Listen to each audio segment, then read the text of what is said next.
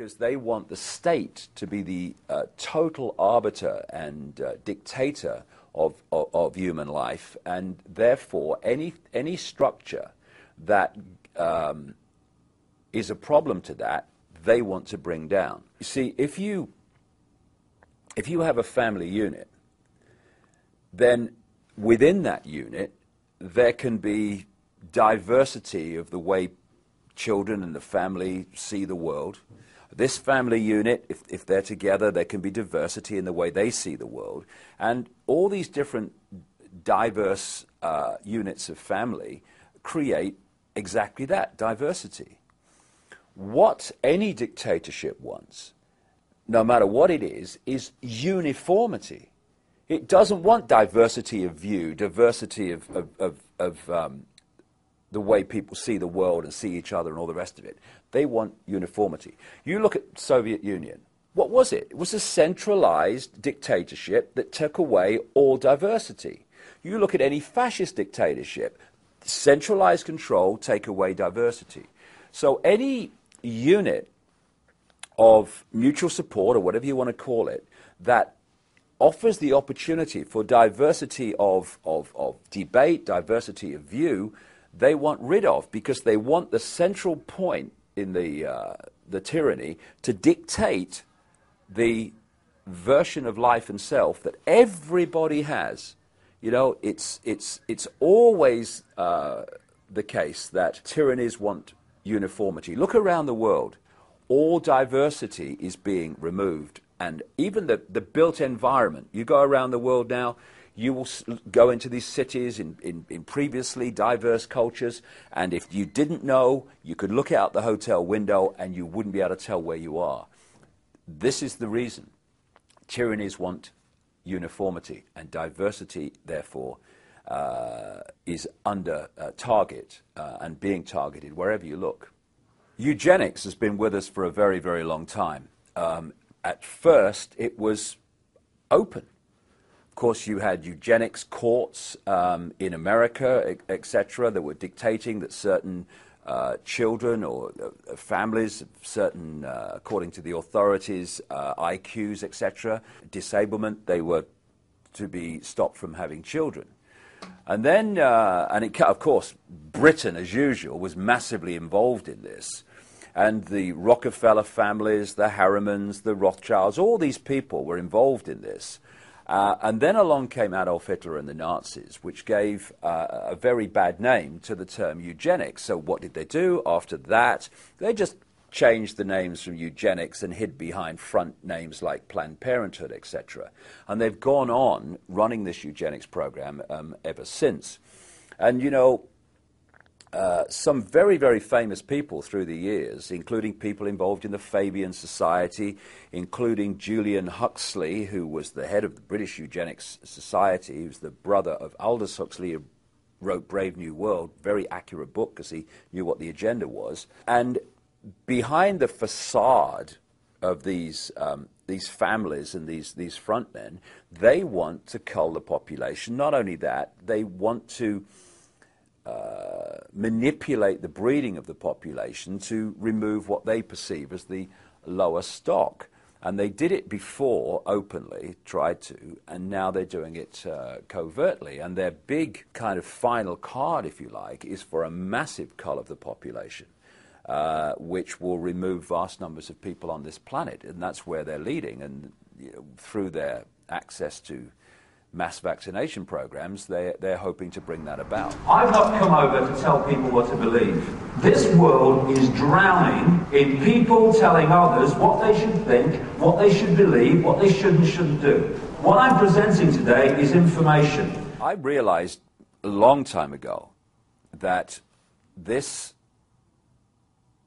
family bloodline interbreeding control system of these elite families was not just a human thing.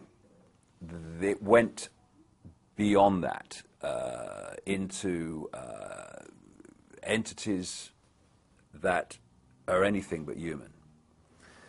And it was only with the passage of the years and more research when I started to realize the nature of this reality that we're experiencing that made sense in how this structure is playing out. What the system has done is to keep from us the nature of the reality we're experiencing and the nature of who we are in life itself. And in doing so, it has kept us completely in the dark about what's actually happening around us. The knowledge that's passed across the top levels of the secret society network through these bloodline families, the most important part of that knowledge is the knowledge of reality itself.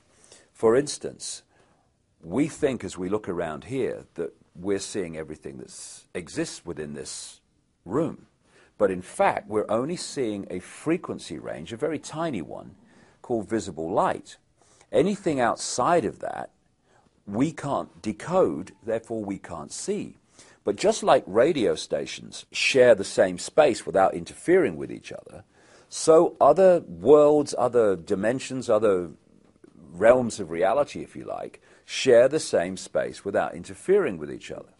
However, just as with radio, if you've got two stations that are very close on the dial, then one will be the dominant one, but another one you'll get what we call interference from it. It's the same with these various realities that share the same space. It's what mainstream science calls parallel universes. Just outside of the frequency range of visible light, there are entities that are anything but human who have been manipulating this reality, this world, for eons. And because they are working on, operating on a frequency that's different to ours, they have to manipulate our world through conduits, and interfaces. For instance, when you see scientists in a laboratory, they want to work with material that's very dangerous. So the material will be in a big glass tank, and they will be outside the tank, and they'll put on those gloves, and they can work from outside the tank into the tank and do what they have to do. It's very, very similar in theme to what these Illuminati bloodlines have been bred for. They are bred to be the vehicles within visible light, this world that we experience, of these entities.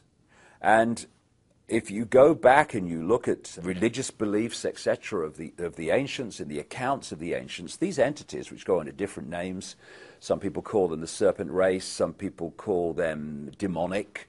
In the Islamic culture, they call them jinns, all different names, but the same entities. The bloodlines are interbreeding incessantly and have been right back to ancient Babylon and Sumer and Egypt, etc., and beyond, because they are holding a certain genetic code which allows the possession, another ancient common theme from as far back as you can track right to today, a genetic code which allows these entities to possess these particular bloodline families within the reality that we experience, and these families are therefore simply vehicles of these demonic entities. You research any of these families, be it the Rothschilds, the Rockefellers, Greenspan, Alan Greenspan, any of these people, you will go eventually into black magic, blood-drinking human sacrifice rituals where they make sacrifices to the gods. And these gods are these entities which feed off human energy and feed off human blood too. So people accept, yes, long ago people used to use human sacrifice to the gods, yes, and all the rest of it. And they think, oh no, we're kind of civilized now. Well, some of us are, but these bloodlines are not, and they're just continuing to do today covertly what they were openly doing in the past. And they are interacting with these entities all the time in their rituals. That's why they do all these rituals. That's why they drink the blood. And ultimately, they are possessed by these entities. And this brings about a simple situation. You've got the entities, let's call them demonic entities for want of a word. They're operating just outside of this visible light reality that we experience. They use the bloodline families as their vehicle to manipulate this reality. They take over their mental, what passes for their emotional processes, their physical processes. And what that means is when these bloodline families go into positions of power, what we're actually doing is seeing these entities go into those positions of power. And so the secret society network is there to manipulate these bloodline families and their agents into the positions that dictate society and the direction it goes and all the rest of it. And because we can only decode their visible light level, we see the human level. We see people under different names called Rockefeller and Rothschild and Bush and Obama and all the rest of it.